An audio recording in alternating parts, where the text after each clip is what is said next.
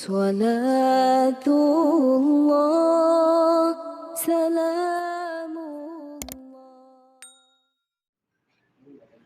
Bismillahirrahmanirrahim.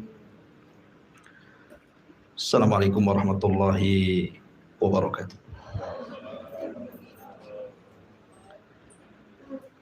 Alhamdulillah wassalatu wassalamu ala Rasulillah wa ala alihi wa sahbihi wa mawalah wa la hawla wa la quwwata illa billahi wa ba'du.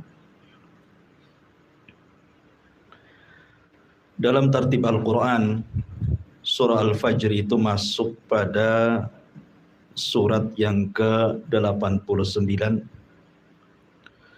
dengan 30 ayat, 139 kalimat, 573 huruf. Dan dia termasuk dari surah Makkiyah, artinya surat yang turun sebelum hijrah Nabi sallallahu alaihi wasallam. Karena surah Al-Fajr ini cukup panjang, maka malam ini kita akan membahas 5 ayat pertama dalam surah Al-Fajr. A'udzubillahi minasyaitonirrajim. Bismillahirrahmanirrahim. Wal fajri wa layalin 'ashr. Wasyaf'i wal watr. Wal laili idza yasr. Hal fi dzalika qasamul lidhi hijr. Wal fajri, demi waktu fajar. Walayalin 'ashri, demi malam yang 10. Wasyaf'i wal watri, demi yang genap dan yang ganjil. Wal laili idza yasri, demi malam apabila berlalu. Hal fi dzalika qasamul lidhi hijr. Apakah pada yang demikian itu terdapat sumpah yang dapat dicerna orang-orang yang berakal. Ma'asyiral muslimin yang dimuliakan Allah Subhanahu wa taala. Di dalam ayat ini Allah Subhanahu wa taala bersumpah dengan waktu fajar. Sekali lagi saya ulang-ulang, kaidah sumpah dalam Al-Qur'an, apabila Allah Subhanahu wa taala bersumpah dengan makhluk, berarti makhluk itu punya keistimewaan di hadapan Allah. Dan paling banyak dalam Al-Quran itu Allah bersumpah dengan waktu. Karena waktu inilah yang akan ditanya. Nabi SAW bersabda, La tazulu qadama abdin hatta yus'al an arba'. Tidak akan bergeser kaki anak Adam sampai ditanya 4 perkara. Semua bicara waktu. Pertama, an umrihi fima abna, tentang umurnya, kemana dia habiskan. Yang kedua, wa an syababihi fima abla, tentang masa mudanya, kemana dia lampiaskan. Ketiga, an ilmihi fima amilafi, tentang ilmunya, sudahkah ia amalkan. Dan mencari ilmu butuh waktu, mengamalkannya juga butuh waktu. Wa an malihi min aina iktasabahu wa fima anfaqahu, tentang hartanya dari mana dan kemana dia belanjakan. Mencari harta juga butuh waktu. Artinya bahwa waktu ini akan ditanya. Makanya dalam Al-Quran paling banyak Allah bersumpah dengan waktu. Wadduha, demi waktu duha. Wal asri, demi waktu asar. Di sini wal fajri, demi waktu fajar. Ma'asyiral muslimin yang dimuliakan Allah Azza wa Jalla, mungkin saya akan sedikit panjang lebar bicara tentang waktu fajar karena banyak rahasia di waktu fajar ini. Walaupun sebagiannya sering saya jelaskan. Kenapa Allah Subhanahu wa taala sampai bersumpah dengan waktu fajar? Setiap umat itu punya permulaan hari. dan permulaan hari bagi umat Islam itu waktu fajarnya. Disinilah Allah Subhanahu wa taala pertama kali menurunkan wahyu kepada Rasul di Gua Hira. Kapan? Di waktu fajar. Artinya di waktu inilah Al-Quran pertama kali turun ke dada Rasul. Di waktu ini pula Jibril turun menemui Rasul. Dan di waktu ini pula permulaan kebenaran muncul di tengah-tengah kegelapan jahiliyah. Makanya waktu fajar, waktu yang luar biasa. Di waktu fajar ini pula sejarah bermula masuk Islamnya kalangan jin. Ketika Allah Subhanahu wa taala berfirman, "Wa id sarafna ilaika nafaran minal jinni yastami'unal qur'ana." Ingatlah ketika kami palingkan kepadamu wahai Muhammad sekelompok dari kalangan jin yang mendengar Al-Quran. Dan dalam surah Jin, "Qul uhiya ilayya annahu istama'a nafarun minal jinni faqalu inna sami'na qur'anan ajaba." Dan telah diwahyukan kepadaku bahwa sekelompok jin itu mereka mendengar Al-Quran dan mereka mengatakan dengan Al-Quran itu amanna bih, kami beriman. Artinya sejarah kaum jin yang beriman kepada Nabi SAW dan Islam itu dimulai waktu fajar. Karena 7 jin nasibin yang dari Yaman itu, yang diutus oleh iblis untuk mencari rahasia kenapa jin tidak bisa naik ke langit. Karena ketika itu difungsikan bintang-bintang untuk melempar syaitan. Rupanya jin yang diutus iblis ini nyasar ke kebun kurma. Dalam riwayat ke pasar ukat. Lah ketika itu Nabi SAW sedang salat fajar. Maka mereka mendengar Al-Quran dan beriman. Jadi waktu fajar awal permulaan bangsa jin beriman. Dan dengan sebab itulah kemudian Islam menyebar di kalangan jin. Ya. Ma'asyiral muslimin yang dimuliakan Allah Subhanahu wa taala. Dan waktu fajar juga Allah Subhanahu wa taala di sini bersumpah dengan kata-kata wal fajri, demi waktu fajar. Waktu fajar adalah satu di antara sekian tanda kebesaran Allah. Yang Allah Subhanahu wa taala firmankan, "Qul ara'aitum in ja'alallahu 'alaikumul laila sarmadan ila yaumil qiyamah."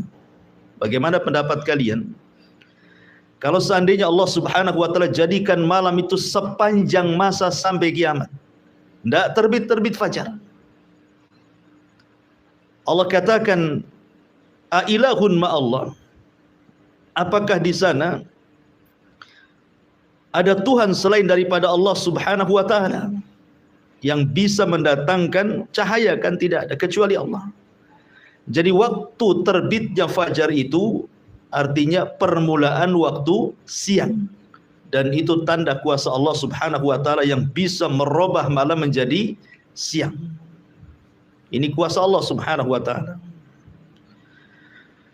Kemudian juga waktu fajar ini juga adalah permulaan ibadah manusia, di mana bagi orang-orang yang berpuasa, setat dia puasa ketika terbit fajar.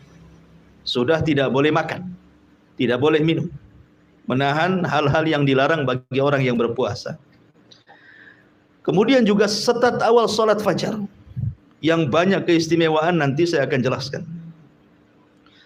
Ma'asyiral muslimin yang dimuliakan Allah Subhanahu wa taala, tentu yang dimaksud fajar di sini, karena fajar kan ada dua ya. Ada fajar kadzib, ada fajar shadiq. Fajar kadzib itu maksudnya fajar dusta. Cahayanya masih ada di langit, belum sampai ke bumi.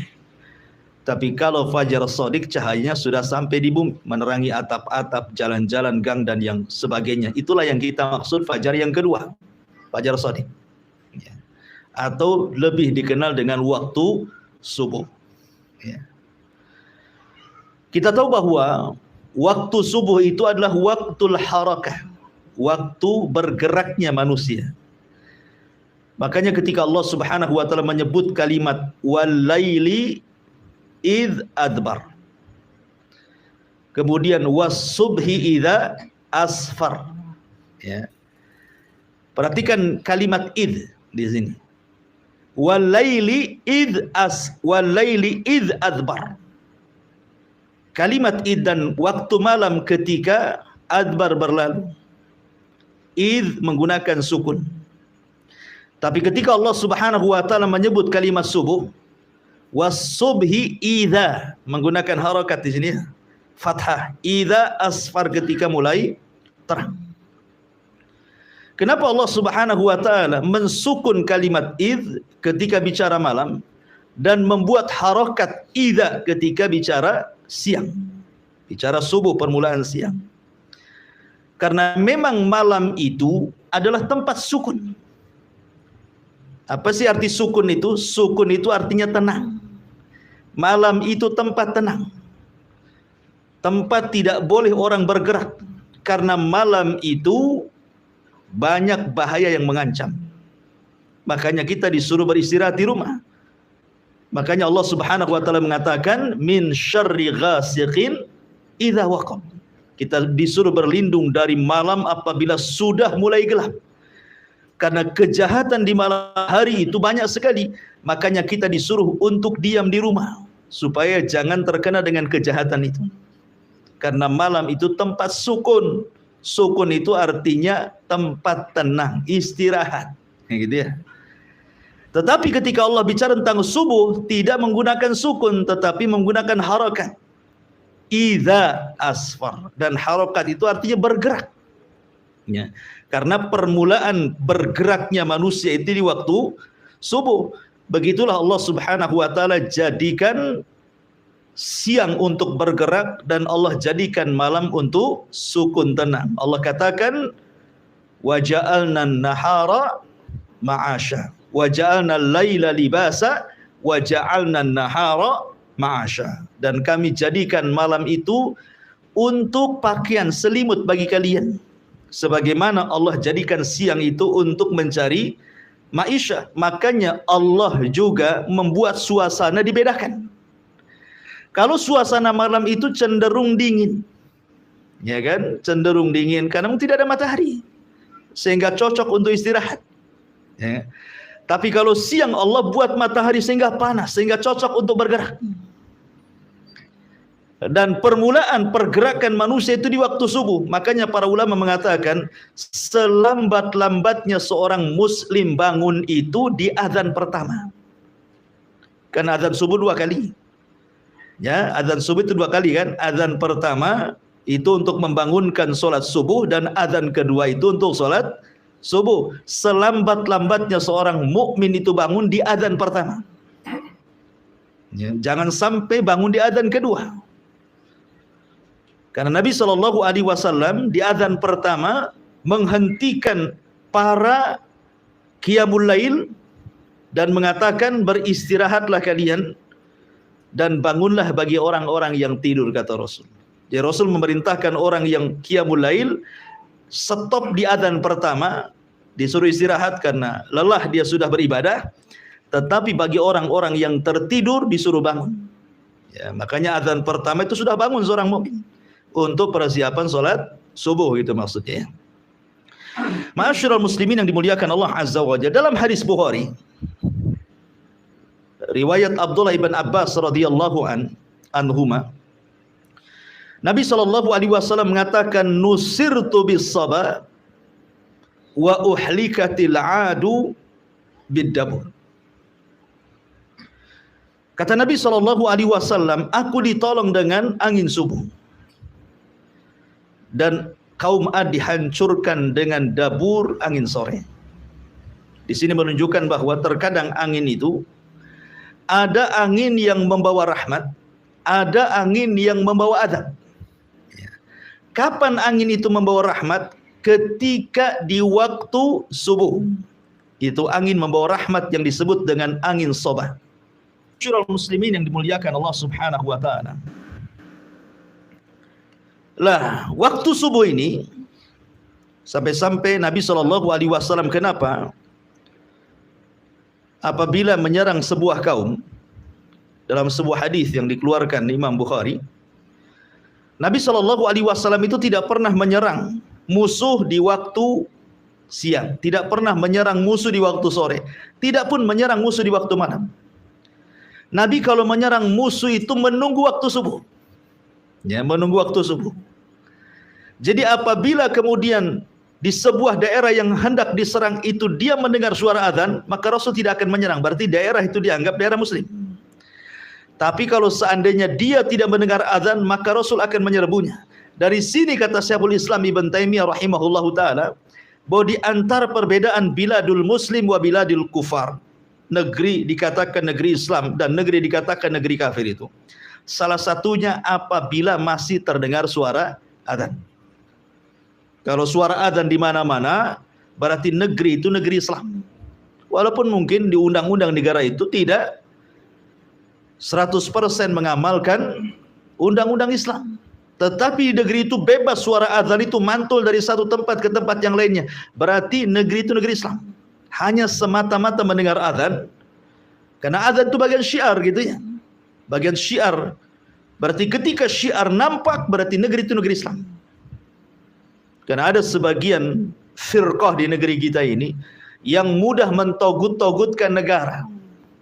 Bahwa negara kita ini negara togut, presidennya togut, menterinya togut. Maka siapa yang dukung togut? Jadi yang nggak togut dia aja. Kan gitu. Ya. Tapi sudah dibubarkan sama pemerintah. Alhamdulillah. Ya. Ma'asyiral muslimin yang dimuliakan Allah Subhanahu wa taala.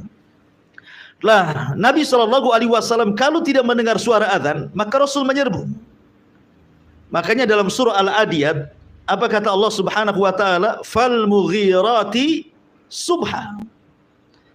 Ketika Nabi SAW dihabar khuakkan oleh orang-orang munafik, ketika mengirim pasukan Ali dan beberapa orang, kemudian ada kabar bahwa pasukan itu mati, kudanya dirampas dan yang lain sebagainya, Allah turunkan surah Al-Adiyat. Salah satu lafadznya dalam surah Al-Adiyat itu fal mughirati subha, bahwa Ali dan pasukannya itu sedang menyerbu musuh di waktu subuh. Ya, jadi para sahabat mengikuti sunnah Nabi SAW menyerbu di waktu subuh, karena disitulah ada angin kemenangan yang disebut dengan angin soba, yang diteliti oleh para ilmuwan kedokteran dan kesehatan bahwa angin itu membawa kesehatan yang luar biasa. Ya, angin itu membawa kesehatan yang luar biasa apabila seseorang terkena angin di pagi hari. Makanya sering saya nasihatkan kalau habis subuh buka jendela, buka pintu biar angin itu masuk. Ya, itu angin membawa rahmat dan juga kesembuhan penyakit. Ma'asyiral muslimin yang dimuliakan Allah Azza wa Jalla. Aisyah radhiyallahu anha pernah mengatakan, laqad kana an-nabiy sallallahu alaihi wasallam yusallil fajr fatashhadu ma'ahu nisa'un minal mu'minati mutalaffi'atin bimurutihin thumma yarji'na ila buyutihin ma ya'rifuhunna ahadun minal ghalas. Kata Aisyah radhiyallahu anha, Nabi SAW pernah mengerjakan salat subuh dan hadir wanita-wanita mukminah bersama beliau berselimutkan kain-kain murut, lalu mereka kembali ke rumah-rumah mereka, tidak ada seorang pun yang mengenali mereka karena gelap. Kalau kita melihat hadis-hadis Rasul tentang solat berjamaahnya wanita di zaman Rasul, sahabiah-sahabiah itu, Anda tidak akan dapat di riwayat mereka solat jamaah di waktu zuhur, di waktu asar, di waktu maghrib, di waktu isya, kecuali subuh. Ya, coba cek riwayat. Sahabiah-sahabiah itu, mereka di waktu subuh suka ikut berjamaah bersama Nabi. Tapi di solat-solat yang lainnya tidak ada riwayatnya. Bukan berarti kemudian wanita tidak boleh solat berjamaah di masjid, di solat duhur, asar, maghrib bisa, boleh, tidak ada masalah. Tetapi di rumah mereka lebih baik kan begitu. Tetapi khusus solat fajar ada riwayatnya. Wanita-wanita itu keluar rumah untuk solat fajar. Kenapa? Sekali lagi karena mencari berkah waktu pagi, karena Nabi SAW bersabda, Allahumma barik li ummati fi bukuriha. Ya Allah, berkahi umatku di waktu paginya. Ya Allah, berkahi umatku di waktu paginya. Makanya mereka keluar. mencari berkah sepanjang perjalanan dari rumah itu ke masjid. Ya, makanya rugi kalau seandainya orang-orang yang tidak keluar ke masjid dalam melaksanakan sholat fajar. Itu waktu berkah. Ada angin soba di situ. Kemudian di sini juga ada faedah bahwa lihat bagaimana wanita-wanita ini keluar, mereka mengenakan dan menutup jilbab-jilbab mereka. Padahal gelap. Gelap saja mereka pakai jilbab, artinya menutup aurat, apalagi terang gitu ya. Menunjukkan bahwa para sahabiah Nabi SAW teramat sangat malu kepada diri mereka. Gelap-gelap pun mereka pakai menutup aurat semuanya. Apalagi tidak gelap gitu ya. Ya, sekarang terbalik gitu. Gelap makin dibuka, terang pula ditutup. Ya. Ma'asyiral muslimin yang dimuliakan Allah Azza wa Jalla. Ini secara umum keutamaan waktu fajar. Ya.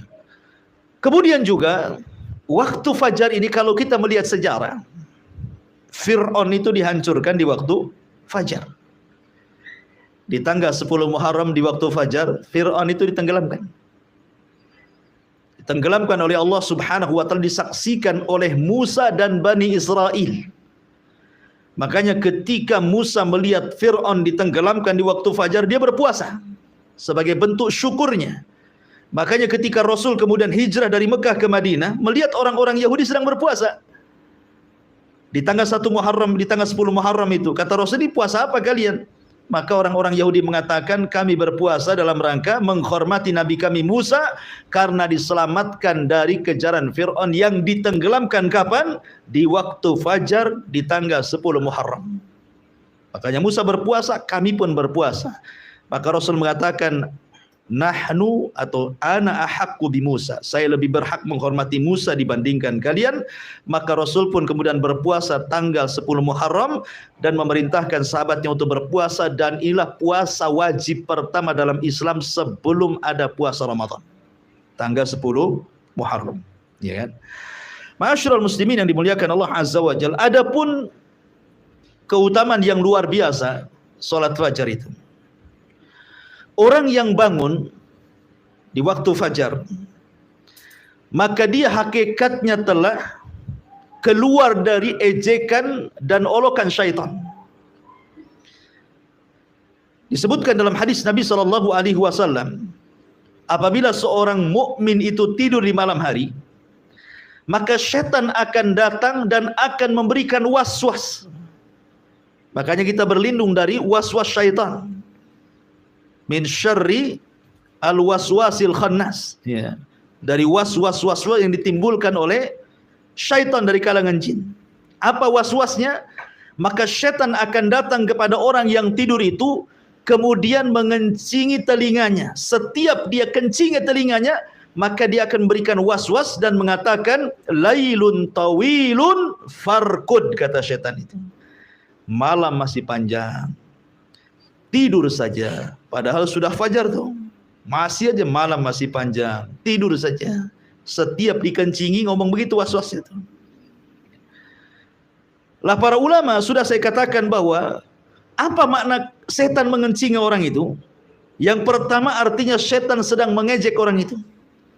Coba bayangkan dikencingi, apa enggak diejek itu? Kita saja diludahi, sakit hati kan itu, apalagi sampai dikencingi itu muka kita. Setan hari-hari mengencingi telinga kita, ini ejekan setan kepada kita. Makna yang kedua artinya setan hendak menyumpat telinga orang tersebut sehingga dia tuli dari kebenaran. Apapun nasihat kepada dia ditolaknya. Makanya orang yang jarang sholat fajar, maka keras hatinya dan sulit mendapatkan nasihat. Karena sudah tuli itu, sudah dikencingi hari-hari oleh setan, sehingga peka telinganya, nggak mau nerima kebaikan. Makna yang ketiga, hakikat artinya setan betul-betul mengencingi telinganya. Maka orang yang bangun di waktu fajar, pertama dia berzikir setelah bangun, maka hilang satu ikatan, ya. Kemudian dia pun berwudu, maka hilang dua ikatan. Kemudian dia pun sholat fajar, maka hilang tiga ikatan. Dalam hadis Nabi SAW mengatakan, selain setan mengencingi orang yang tidur, setan pun mengikat tengkuk setiap orang yang tidur. Lah tengku inilah ketika diikat, sengaja diikat supaya susah bangun. Supaya lewat subuh gitu maksudnya, diikat tengkunya itu. Terkadang dimimpikan oleh syaitan supaya orang ini tidak bangun. Makanya ketika dia terbangun hilang satu ikatan. Ketika dia berwudu hilang 2 ikatan. Ketika dia sholat hilang 3 ikatan. Kata Nabi SAW, maka orang ini akan menjadi tayyibun nafsi, nasyatan. Maka dia akan semangat hidupnya, tahu jalan hidupnya, dan hatinya akan bersih, tidak ada kedengkian. Tetapi kalau dia tidak bangun, maka sebaliknya kata Nabi SAW, wa illa khabithun nafsi kaslan, dia menjadi pemalas dan juga hatinya dikotori dengan hasad dan kedengkian. Bahkan sebagian para ulama mengatakan khabithun nafsi artinya akan banyak masalah-masalah yang menimpa tanpa tahu apa sebabnya. Jadi orang yang tidak pernah sholat subuh itu akan banyak masalah itu. Ya. Ma'asyiral muslimin yang dimuliakan Allah Azza wa Jalla. Adapun tentang khususnya sendiri, ya, bahwa waktu fajar itu ada sholat fajar. Sholat fajar ini juga banyak keistimewaan, luar biasa. Di mana Allah Subhanahu wa taala akan berikan cahaya di wajahnya. Tidak mesti harus hitam jidatnya, tidak. Ya, tetap Allah Subhanahu wa taala berikan cahaya bukan hanya di dunia saja, tapi juga di akhirat. Kan Nabi SAW mengatakan, basyaril masyaina fi dzulumatil laili bin nuri tama yaumal qiyamah. Kabar gembirakan kepada orang-orang yang berjalan di malam hari, maksudnya untuk melaksanakan fajar, bahwa dia akan mendapatkan cahaya yang sempurna pada hari kiamat. Dan itu yang kita inginkan. Karena ketika orang itu meniti titian Siratal Mustaqim, yang paling dihajatkan itu cahaya. Ya, itulah yang paling dihajatkan ketika meniti Siratal Mustaqim. Orang yang sholat fajar, dia akan diberikan cahaya sempurna, sehingga dia bisa menyeberangi titian dengan sempurna. Kemudian juga tidak ada pahala yang dilipat gandakan dalam sholat kecuali sholat fajar dan asar. Itu dilipat gandakan tuh pahalanya, fajar dan juga asar. Kenapa demikian? Karena malaikat-malaikat yang mencatat kebaikan di malam hari dan malaikat-malaikat yang mencatat kebaikan di siang hari itu perjumpaannya itu di sholat fajar. Jumpanya itu di sholat fajar. Jadi sholat malaikat malam naik, malaikat siang turun. Lah itu jumpanya ketika manusia sedang sholat fajar. Makanya Nabi SAW mengatakan ketika Allah Subhanahu wa taala bertanya kepada para malaikat yang mencatat kebaikan di malam dan siang itu, ma taraktum ibadi, sedang apa kau tinggalkan hamba-hambaku? Maka kemudian malaikat-malaikat siang dan malam mengatakan, atainahum wahum yusallun wa taraknahum wahum yusallun. Kami datang mereka sedang sholat, kami tinggalkan mereka sedang sholat. Artinya sholat fajar dicatat oleh malaikat malam plus dicatat oleh malaikat siang, didobelkan pahalanya.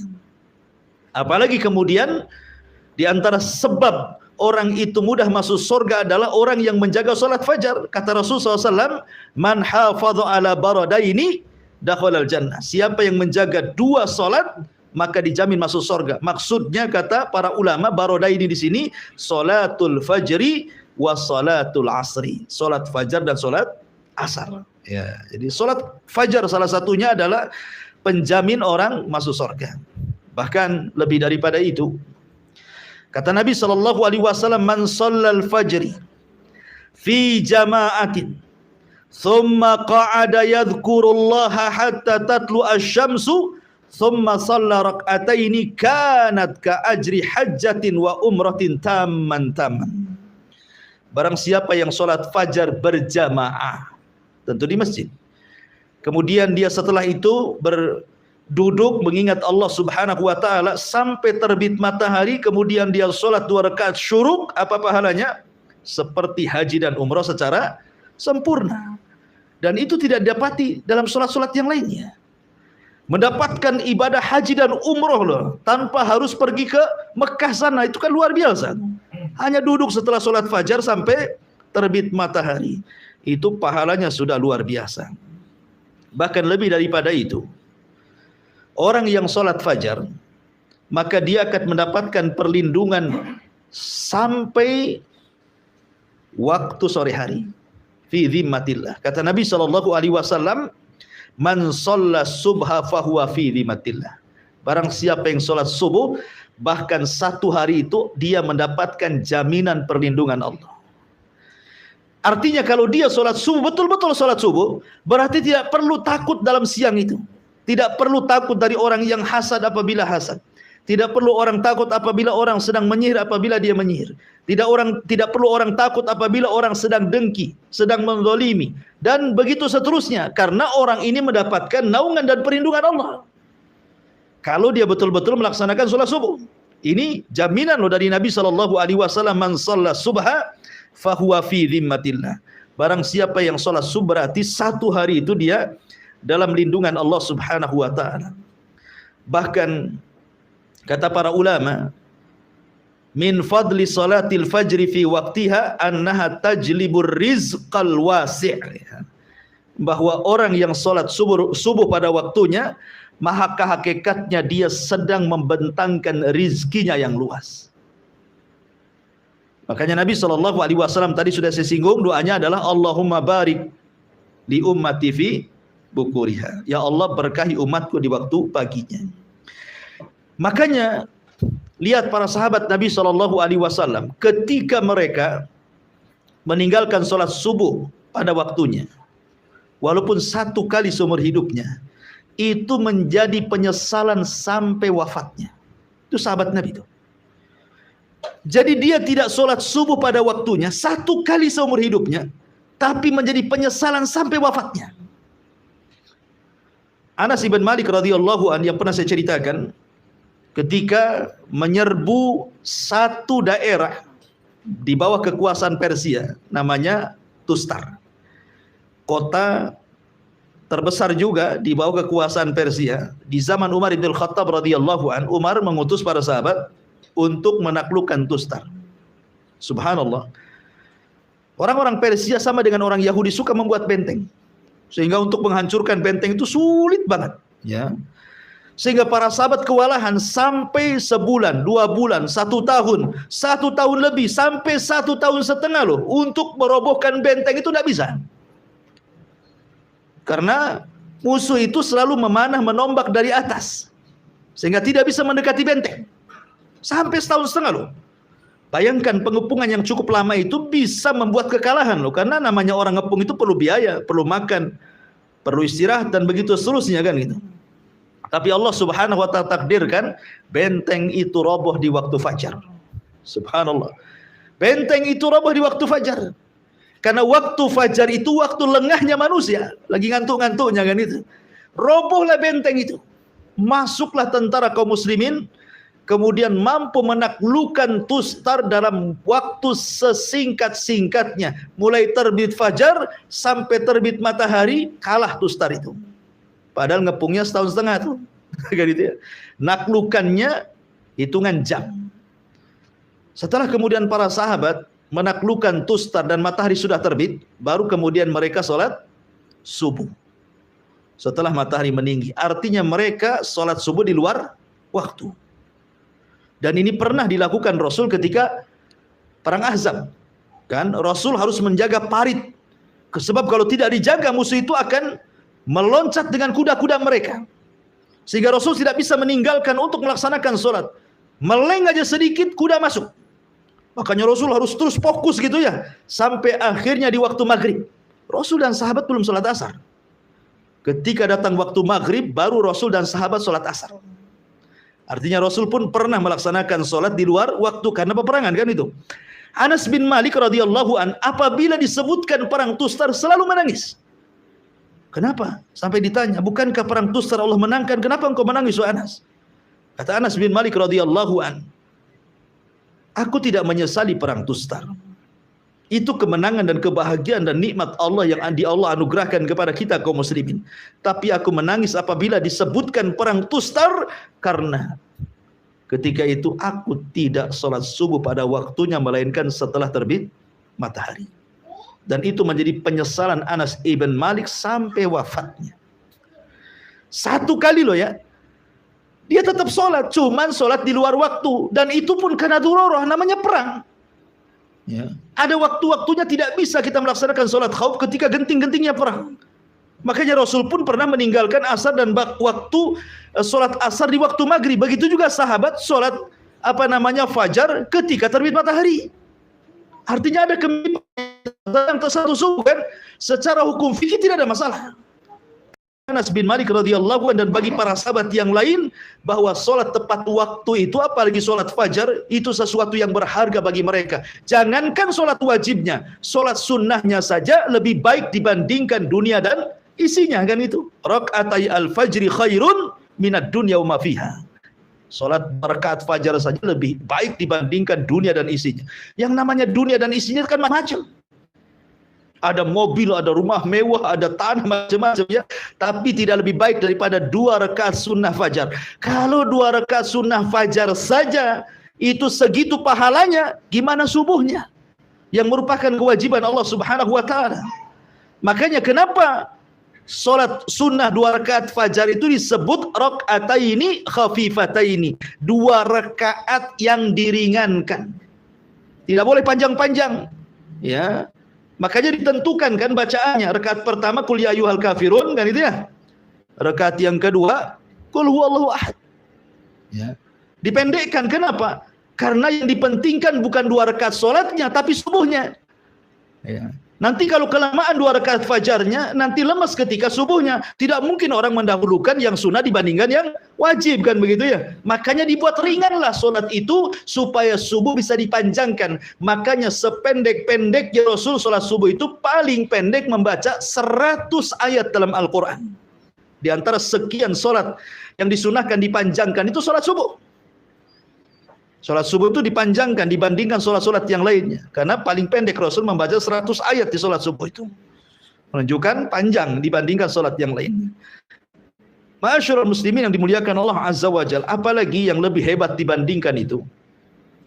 Orang yang menjaga sholat fajar, ikhwan, itu akan mendapatkan kenikmatan yang paling besar dari semua nikmat yang ada di dunia dan semua nikmat yang ada di surga. Dia akan mendapatkan kenikmatan yang lebih besar dibandingkan semua nikmat yang ada di bumi. Bahkan semua nikmat yang ada di sorga. Apa itu? Ru'yatullah, memandang wajah Allah. Ketika Nabi SAW berkumpul bersama para sahabatnya, kemudian melihat bulan purnama. Apa kata Rasulullah? Kata Nabi SAW, innakum satarawna rabbakum kama tarawna hadzal qamar la tudamuna fi ru'yatihi fa istata'tum alla taghlibu ala salati qabla tulu'i syamsi wa qabla ghurubiha faf'alu, kata Rasulullah. Kalian akan melihat Rabb kalian sambil melihat bulan, kata Rasul. Kalian akan melihat Rabb kalian seperti kalian melihat bulan itu. Tidak berdesak-desakan. Ya kan? Kalau lihat bulan kan enggak berdesak-desakan kan? Karena tinggal nengok aja ke atas nampak bulan kan itu. Rasul ingin menyamakan cara melihat, bukan Allah seperti bulan, bukan, cara melihat. Ya. Kemudian kata Nabi SAW, kalau kalian ingin, ya, alla taglibu ala salati qabla tulu'il fajri wa qabla ghurubihi faf'alu. Kalau kalian ingin melihat Allah Azza wa Jalla, ya, maka jangan pernah terkalahkan untuk melaksanakan salat sebelum terbit matahari, maksudnya subuh, dan sebelum terbenam matahari, waktu artinya salat asar. Bahwa orang yang menjaga 2 salat ini sebab terbesar kita mendapatkan kenikmatan yang jauh lebih nikmat dibandingkan surga itu sendiri, apalagi nikmat dunia berupa ru'yatullah azza wa jalla, melihat dan memandang wajah Allah Subhanahu wa taala. Ma'asyiral muslimin yang dimuliakan Allah Subhanahu wa taala. Kemudian juga waktu fajar ini salah satunya adalah salatul fajri taqi min adzabillahi wa ghadabi wa iqabi. Bahwa salat fajar itu bisa menghindarkan dari azab Allah, kemarahannya, bahkan iqabnya. Dan salatul fajar min asbabin najati minan nar. Salat fajar itu diantara penyebab seseorang terhindar dari neraka. Tentu ada beberapa perkara yang membantu kita untuk bangun di waktu fajar. Secara global ada 5. Yang pertama, jangan lupa baca doa sebelum tidur. Karena itu hal yang bisa membangunkan kita di akhir malam. Kemudian yang kedua, jangan bermaksiat sebelum tidur. Karena maksiat itu yang membuat orang tidak bisa bangun di waktu subuh. Kemudian yang ketiga, berusaha untuk membayangkan keistimewaan solat fajar. Yang sudah saya jelaskan, bahwa kalau bangun di solat fajar itu waktu yang sangat istimewa. Orang kalau sudah tahu keutamaannya pasti ingin mengejarnya. Maka rasakan keutamaan solat fajar supaya mudah bangun. Kemudian yang keempat, al-hirsu ala nafsi sifatil munafiqin ala nafsi. Berusaha, kalau saya tidak bangun subuh berarti ada sifat munafik dalam dada saya. Saya tidak hendak jadi munafik. Maka dia akan berusaha untuk bangun. Kemudian yang terakhir, tentu kita bisa minta tolong kepada, kalau yang sudah punya istri atau pasangan, atau kita bisa minta tolong pada handphone gitu ya, dibuat alarm gitu ya, supaya mudah bangun. Makanya di sini karena sedemikian rupa pahala ibadah di waktu fajar ini, dan waktu fajar sini adalah waktu yang sangat istimewa, makanya Allah Subhanahu wa taala bersumpah wal fajri, demi waktu fajar. Ini yang pertama. Kemudian Allah mengatakan walayalin ashri. Layalin ashri. Ada 4 penafsiran. Layalin ashri, malam yang 10 itu apa saja? Yang pertama, malam yang 10 itu artinya menurut saya Imam Ibnu Utsaimin rahimahullahu taala, dan ini yang dikuatkan pendapatnya oleh beliau, maksudnya malam 10 di sini artinya 10 malam akhir Ramadan. Tanggal 20 Ramadan sampai selesai disebut Ashrul Awakhir, malam-malam akhir Ramadan. 10 awal Ramadan. Kenapa Allah Subhanahu wa taala jadikan sumpah? Karena di 10 malam akhir Ramadan terdapat malam terbaik dalam setahun yang disebut dengan Lailatul Qadar. Makanya dijadikan sumpah walayalin ashri. Ini satu pendapat. Pendapat yang kedua, maksudnya layalin ashri di sini artinya 10 awal bulan Dzulhijjah. Diitlakkan malam mencakup siang. Ya, jadi kalimat malam tidak mesti harus malam, bisa juga disebut siang, karena dalam bahasa Arab ini terkadang kalimat yang sama, contoh namanya baina likulli adzanaini salatun. Baina kulli adzanaini salatun. Di antara dua adzan itu ada salat. Maksudnya adzan yang pertama adzan yang kita ma'ruf, adzan yang kedua maksudnya kok qomat gitu ya.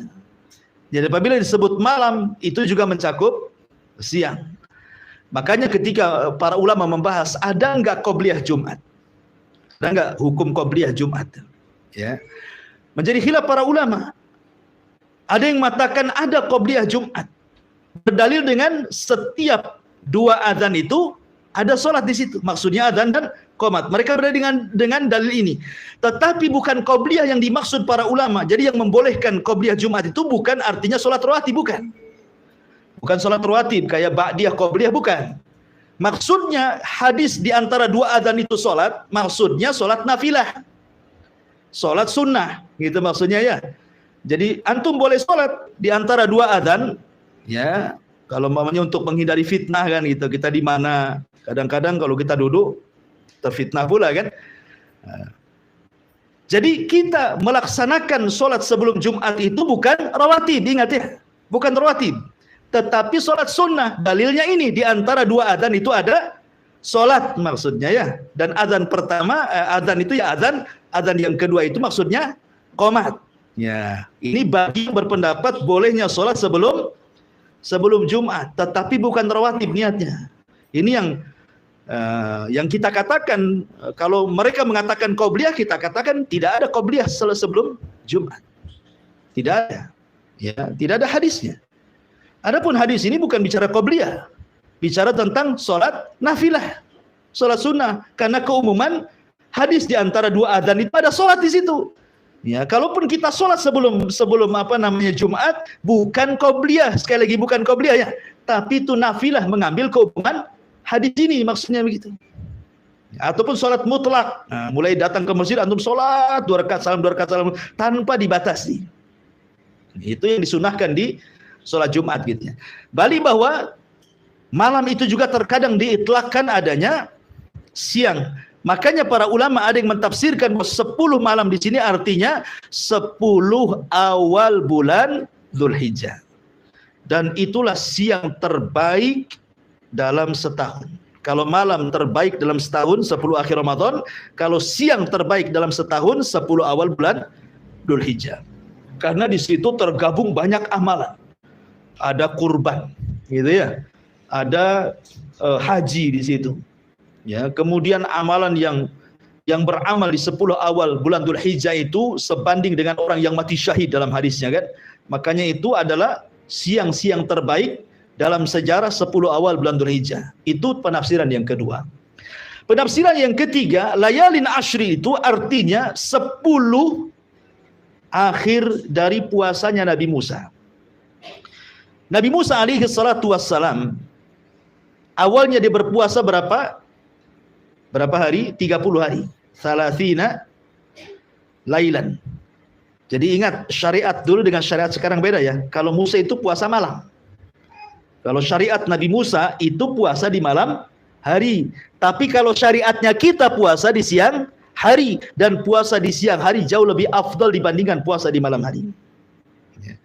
Jadi malam itu untuk mereka, siang untuk kita. Nabi Musa alaihi salatu wassalam puasa di malam hari sampai 30 hari.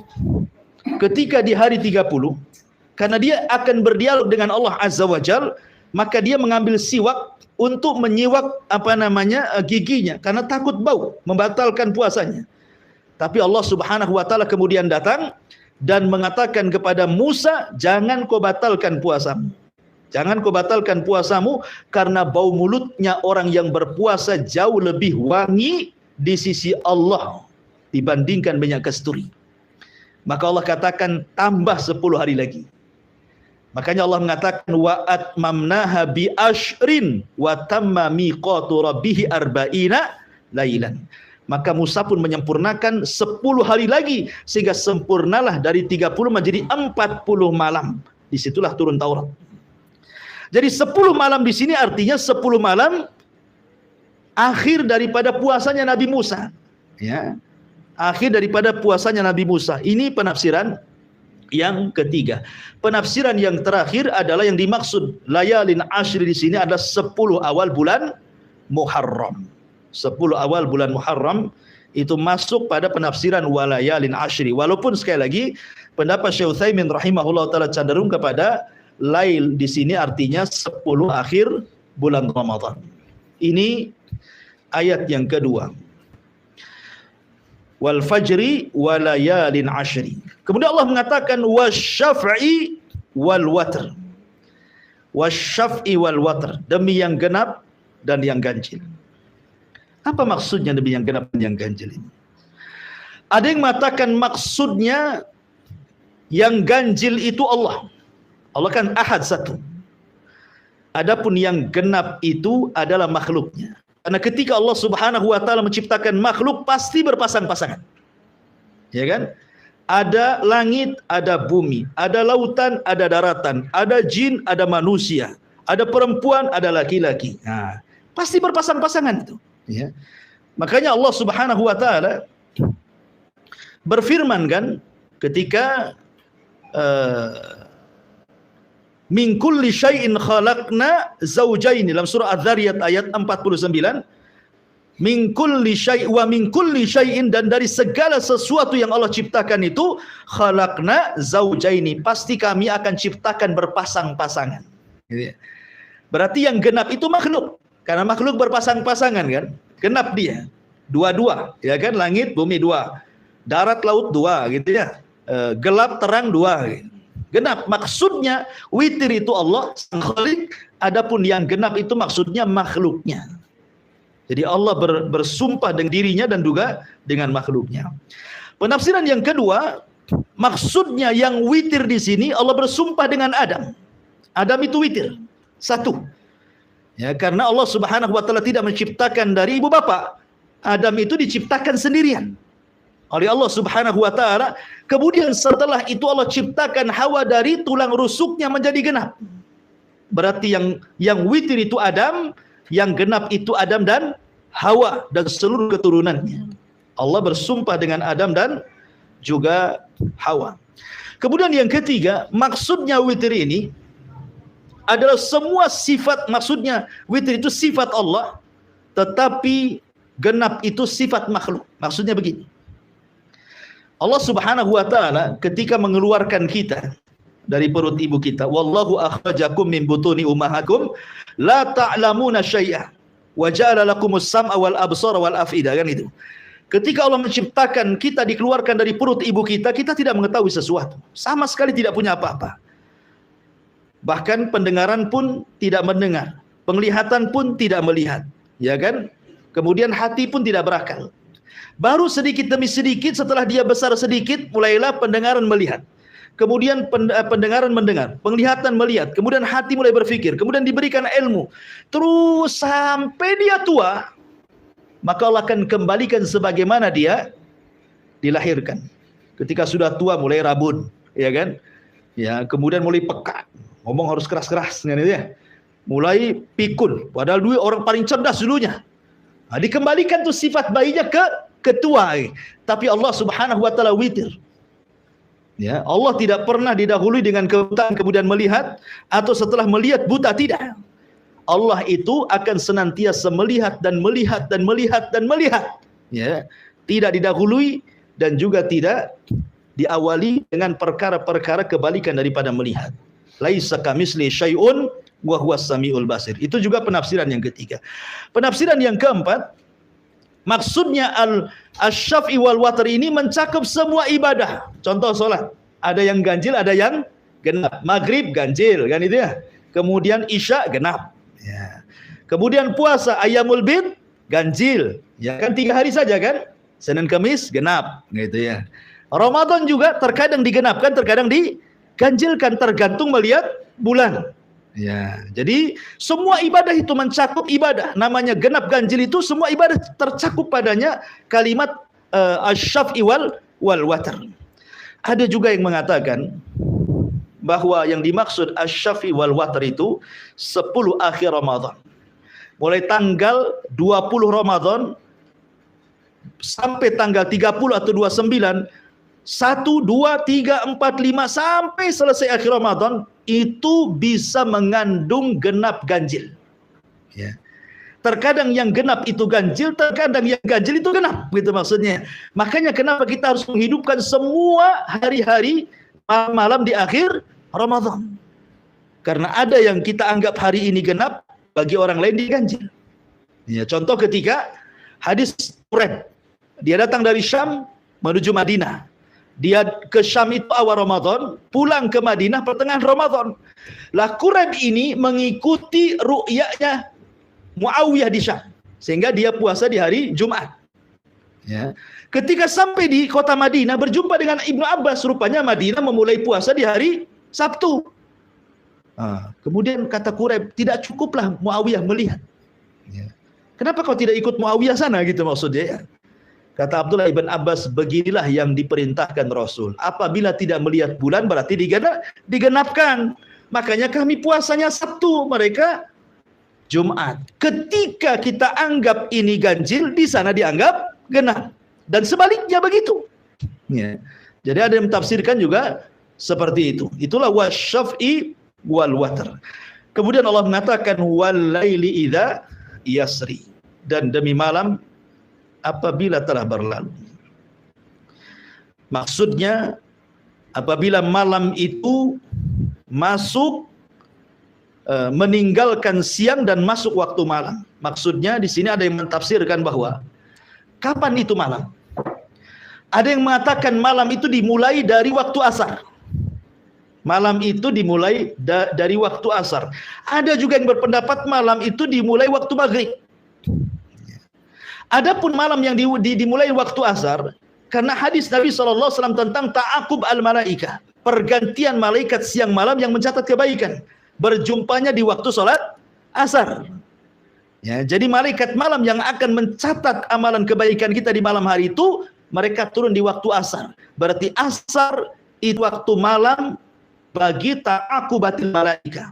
Ya, pergantian malaikat siang dan malam dimulai waktu asar. Disitulah waktu dicatatnya 2 pahala malaikat siang dan malam. Makanya sebagian ulama mengatakan malam itu dimulai waktu asar. Berarti kalau kita cerita tentang i'tikaf, berarti masuknya di waktu asar. Ketika kita bicara tentang Lailatul Qadar, berarti Lailatul Qadar itu dimulai di waktu asar. Gitu maksudnya. Bagi pendapat ini. Ya. Pendapat yang kedua, tidak, malam itu di waktu maghrib. Ketika terbenam matahari itulah malam. Ya, itulah malam gitu. Jadi ada dua pendapat tentang apa itu malam. Ya, malam itu maksudnya setelah maghrib, karena disitulah ada waktu sholat maghrib. Nanti terus ke malam lagi ada isya, ke malam lagi ada witir, ya setelah isya sampai sepertiga malam sampai subuh. Jadi banyak amalan di malam hari. Dan saya sudah jelaskan bahwa ibadah di malam hari lebih afdal dibandingkan ibadah di siang hari. Makanya Allah jadikan sumpah malam itu dalam suratul Fajr. Kemudian yang paling utama tentu di malam hari adalah 10 akhir atau sepertiga akhir malamnya. Kan malam itu kan ada permulaan, ada pertengahan, ada akhir. Yang paling utama dari malam itu adalah akhir malam, sepertiga malam akhir. Disinilah rahasia rizki, rahasia berkah, rahasia umur, rahasia macam-macam di sini. Ya, ketika Allah turun ke langit dunia, kemudian mengatakan siapa yang minta ku kasih, siapa yang berdoa ku kabulkan, siapa yang minta ampun ku ampuni. Maka kalau orang bangun di sepertiga malam, mintalah sesuatu yang akan berlalu setelah terbit fajar sampai terbenam matahari kembali. Disitulah rahasianya, ya, di sepertiga malam akhir. Dan yang terakhir Allah mengatakan di sini, hal fi dzalika qasamul lidzi hijr. Apakah pada yang demikian itu terdapat sumpah yang dapat diterima orang-orang yang berakal? Tentu orang yang berakal akan memanfaatkan hal-hal yang sudah saya jelaskan di sini. Ya, betapa banyak keutamaan waktu fajar, 10 malam, ya kan? Kemudian asy-syaf'i wal watr dan ibadah-ibadah di malam hari. Tentu kalau dia berakal akan mengambil pelajaran dari itu semuanya. Kecuali orang yang tidak berakal tentu tidak akan mengambil dari sumpah-sumpah Allah yang 4 ini. Wallahu alam, ini diantara surah Al-Fajr ayat 1 sampai 5. Insyaallah kita lanjutkan di minggu depan surat Al-Fajr lanjutannya. Taib, sebelum saya tutup, kalau ada yang mau bertanya.